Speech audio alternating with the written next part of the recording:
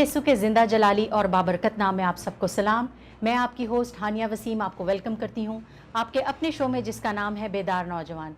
नाज़रीन, आज मैं अपने शो में लेकर आई हूँ डॉक्टर अहमद रज़ा को, जो एक न्यूट्रिशनिस्ट हैं और वो हमें बताएंगे एनजीओ के साथ कैसे खिदमत अंजाम दे रहे हैं। आज हमें गाइड करेंगे।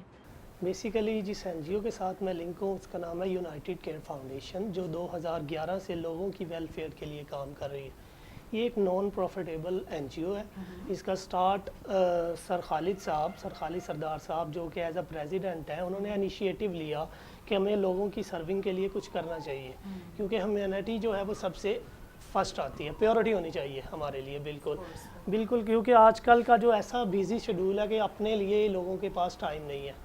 तो खालिद साहब की ये एक बहुत बड़ी अचीवमेंट मैं कहूँगा कि उन्होंने लोगों के लिए सोचा और इसमें उन्होंने फ्री कैंप इन एरिया में करवाए जहाँ पे कोई पहुँचने का सोच भी नहीं सकता, यानी कि बैकवर्ड एरिया जिन्हें हमेशा से इग्नोर किया जा रहा होता है।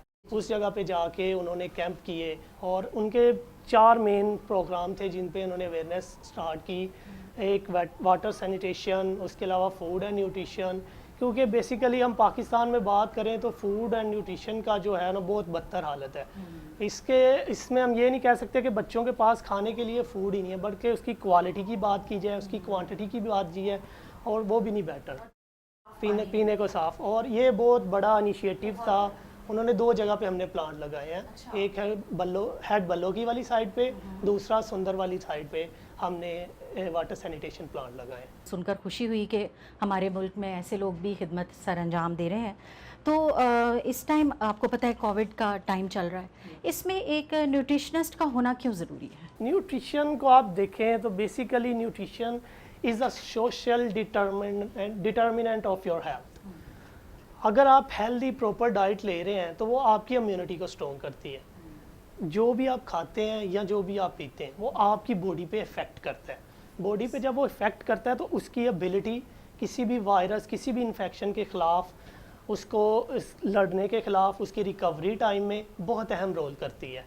एक जो बैलेंस डाइट होती है वो आपकी इम्यूनिटी को बूस्ट अप करती है, और अगर आप अनहेल्दी डाइट को लेंगे तो उसमें वो रिस्क जो है आपका इंक्रीज़ होता है टुवर्ड क्रॉनिक डिजीज़।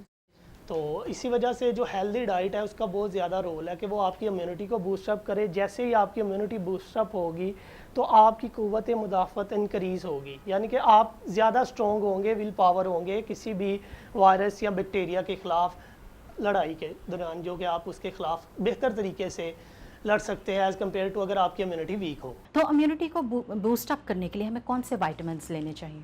इम्यूनिटी को बूस्टअप करने के लिए सिंगल न्यूट्रिएंट तो नहीं मैं कह सकता कि कोई भी सिंगल न्यूट्रिएंट या सप्लीमेंट हो जो कि आपकी इम्यूनिटी को बूस्टअप करते।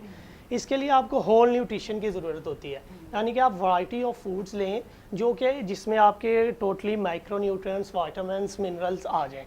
स्पेसिफिकली आप बात करेंगे कि कुछ स्पेसिफिक वाइटामिन्स एंड मिनरल जो आपकी इम्यूनिटी को बूस्टअप कर सकते हैं, तो उसमें विटामिन सी, विटामिन डी और जिंक का बहुत क्रूशियल रोल है, जो आपकी इम्यूनिटी को बूस्टअप करने के लिए ज़्यादा अहम और अहमियत के हामिल। विटामिन डी की क्या इंपॉर्टेंस है? Vitamin D basically fat soluble vitamin है, एक स्टेरॉयड टाइप हार्मोन है, ये एंटी इन्फ्लेमेटरी है।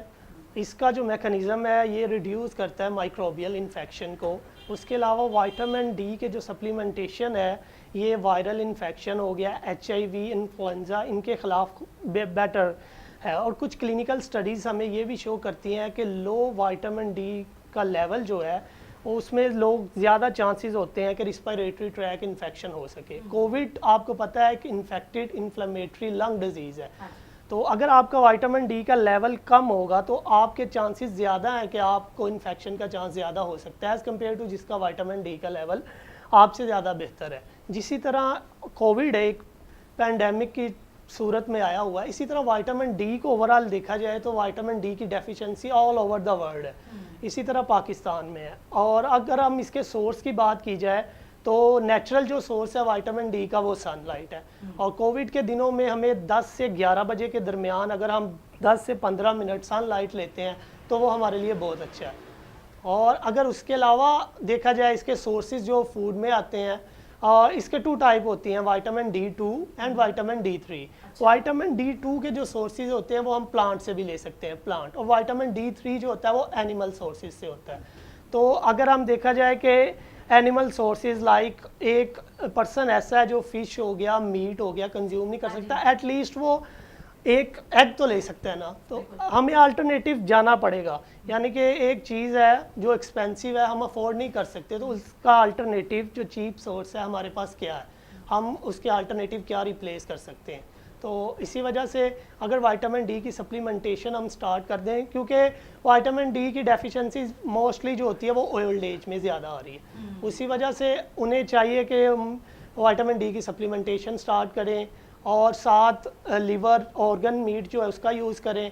उसके अलावा 10 से 11 बजे के दरमियान एटलीस्ट 15 से 20 मिनट बाहर धूप में बैठे। हेल्दी बैलेंस डाइट के लिए कोई टिप्स आप देना चाहें तो? हेल्दी बैलेंस डाइट में हमारे पास आ जाता है कि हमें जो है वैरायटी ऑफ फूड यूज़ करना चाहिए, जिसमें हमारे ग्रेन मेनली आ जाते हैं, सीरियल्स हो गया, उसके अलावा फ्रूट्स एंड वेजिटेबल्स हो गई, उसके अलावा हमें सॉल्ट को और शुगर को लिमिटेड करना पड़ेगा और अपने आप को हाइड्रेशन स्टेट में रखना पड़ेगा, 8 to 10 ग्लास वाटर हो जाए। उसके अलावा कुछ ऐसी हर्बल होती हैं जो हमारे इम्यून सिस्टम को काफ़ी बूस्ट अप करती हैं, जो कि हमारे अमूमन किचन वगैरह में भी डेली बेसिस पे यूज़ होती हैं। जिंजर हो गया, टर्मेरिक हो गया, आप उसको मिल्क में टर्मेरिक को रात टाइम सोते वक्त हल्दी वाला दूध पी सकते हैं। उसके अलावा आप कावा टाइप बना के जिंजर लेमन वो यूज़ कर सकते हैं, जो कि काफ़ी इफ़ेक्टिव है इन दिनों में कोविड के लिए, क्योंकि वो एक रिच सोर्स है विटामिन सी का। और विटामिन जी लेमन और जिंजर, और सीजनल फ्रूट है उनका इस्तेमाल करें, जैसे ऑरेंज हो गया, स्ट्रॉबेरीज हो गई, वाटरमेलन हो गया, ये भी रिच सोर्स हैं विटामिन सी की। अनहेल्दी फूड के साइड इफ़ेक्ट्स क्या हैं? अनहेल्दी फूड के काफ़ी साइड इफ़ेक्ट हैं। आपको चांसेस ज़्यादा होते हैं कि जैसे आप अनहेल्दी फूड डाइट ले रहे हैं, क्रोनिक डिजीज़ में जाने का खतरा ज़्यादा होता है, जैसे डायबिटीज़ हो गया, ओबेसिटी हो गया, हाइपरटेंशन हो गया। ये सारी चीज़ें आपकी डाइट से लिंक होती हैं। अगर आपकी डाइट प्रॉपर होगी तो आपकी फंक्शनिंग बेहतर रहेगी। अगर आपकी डाइट प्रॉपर नहीं है तो आपको मोर चांसेस हैं कि आप किसी भी इन्फेक्शन का चांसेस आपको ज़्यादा होंगे। CVD हो गया, कार्डियोवैस्कुलर डिजीज़ हो गया, क्योंकि ये सारी चीज़ें ऐसी हैं जो कि अनहेल्दी डाइट की वजह से हो जाती हैं। लॉन्ग टर्म इनके जो इफेक्ट हैं वो अनहेल्दी डाइट की वजह से। इस टाइम पे ऑलरेडी जो सफ़र कर रहे हैं बीमारियों से, लाइक शुगर हो गई या हार्ट प्रॉब्लम हो गया या कोई और जो भी रेगुलर, जैसे मैं ब्लड प्रेशर की मेडिसिन डेली लेती, तो क्या हमारे में इम्यून सिस्टम ये मेडिसिन लेने के से और कम हो जाता है? मेडिसिन का इफेक्ट तो पड़ता है, गट बैक्टीरिया पे होता है, लिवर पे होता है, और गट बैक्टीरिया जो होते हैं वो बेनिफिशियल बैक्टीरिया होते हैं। यानी कि आप समझ लें गट बैक्टीरिया 70 to 80% आपको इम्यूनिटी प्रोवाइड करते हैं, और उसमें जो बेनिफिशियल बैक्टीरिया होते हैं, तो मेडिकेशन से सम हाउ उस पर इफेक्ट तो होता है।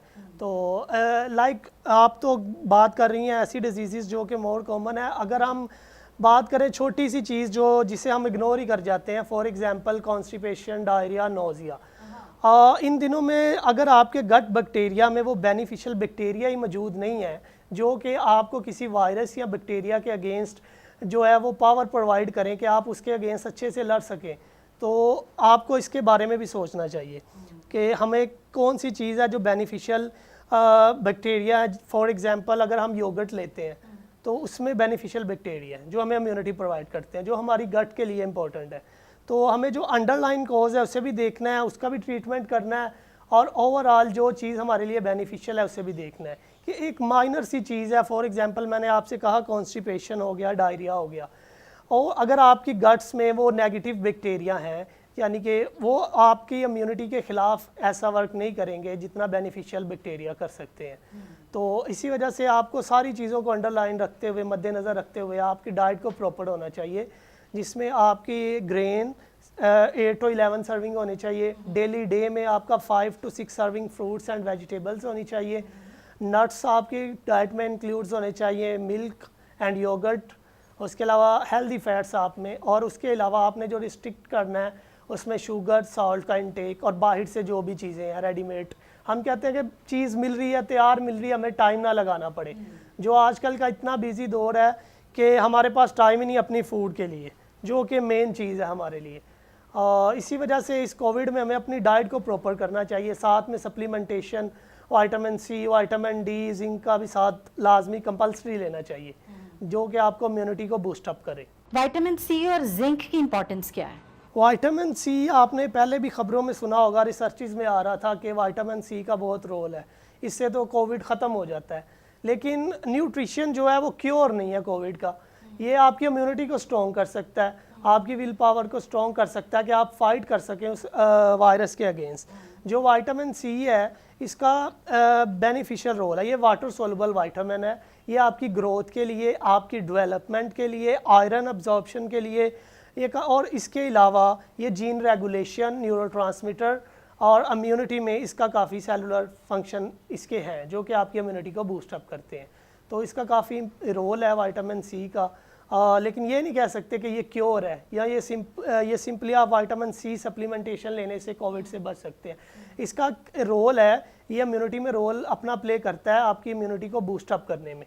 लेकिन वह पहले जो मैंने बात की कि सिंगल न्यूट्रिएंट जो है, सिंगल सप्लीमेंट जो है वो आपकी इम्यूनिटी को बूस्ट नहीं करता। इसके लिए हमें होल न्यूट्रिशन की ज़रूरत होती है, वैराइटीज़ ऑफ फूड्स की ज़रूरत है। सब्जियां कौन सी खानी चाहिए हमें? विटामिन सी की बात की जाए तो उसमें ग्रीन लीफी वेजिटेबल हो गया, ब्रोकली हो गया, ये ऐसी वेजिटेबल्स हैं जिसमें विटामिन सी रिच में होता है। लेकिन सब्ज़ी पकाने में एक तरीका आ जाता है, कभी कभी हम ओवर कुक कर जाते हैं। जिस चीज़ को हम ओवर कुक कर जाते हैं उसमें विटामिन और मिनरल जो होते हैं हमारे ज़ाया हो जाते हैं। इसके अलावा कोविड में हमें फूड सेफ्टी का भी बहुत ज़्यादा इशू रहता है, उसका ख्याल करना है। अच्छे से पका रहे हैं, ज़्यादा कुक यानी कि ज़्यादा उसे कुकिंग टाइम तो नहीं दे रहे जिसकी वजह से उसके विटामिन और मिनरल जो है वेस्ट तो नहीं हो रहे। ये सारी चीज़ों को मद्देनज़र रखना पड़ता है। Thank you so much doctor Ahmed Raza, आपने इतने कीमती वक्त में से हमें ये वक्त दिया और इतनी खूबसूरत बातें और इतनी अच्छी बातें जो कि इस मुसीबत के वक्त में हमारे लिए जानना बहुत ज़रूरी है। तो नाज़रीन, आप भी अदरक, दही और जो डॉक्टर साहब ने हमें विटामिन्स का बताया है कि हम उनको कैसे हासिल कर सकते हैं, इनको लीजिए और अपने एक डिस्टेंस ज़रूर बना के रखें, मास्क ज़रूर पहने। ये वक्त बुरा तो है लेकिन ऐसा नहीं है कि खुदावंद इससे हमें रिहाई नहीं देगा। खुदावंद आप दुआ रखें ताकि हम सब इससे रिहाई पाएँ। आमीन।